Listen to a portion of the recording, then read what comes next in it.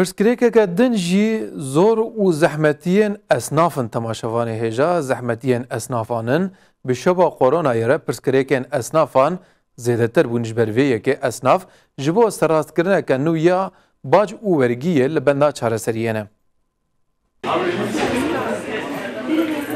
تکلیف سراسکرنا نویا باج و ورگی دو کمیسیون پلان و بودجه ده حد قبول کرن او کد روجوا مجلسی.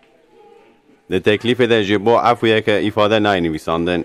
جبو کسین که دینین وان کتن فایزه جسدی دا کتن تین تکلیف کرن.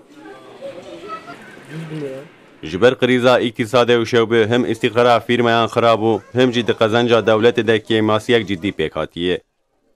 راستی اوه که اسناف ایدین نکار دینین خوب بدن دولت و سازین دولته. جبر ویه که اسناف بنده سراس کنک باجو ورگینه.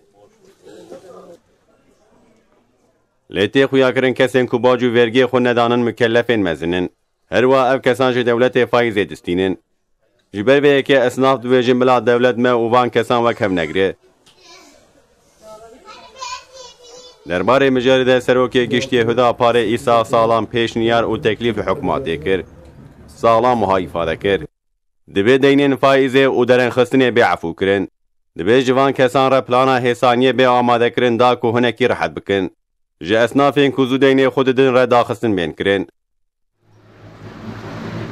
سالام ارواگو دبی دینین خوندکارن بیکار جوان ایدی نگرتن. به تمامی بی پاکش کرن. سالام و حال داوی بیان آخوانی. اروا دبی اسنافین درستین دو وقت ده باجو ورگی خود دانن جی نجبیر کرن.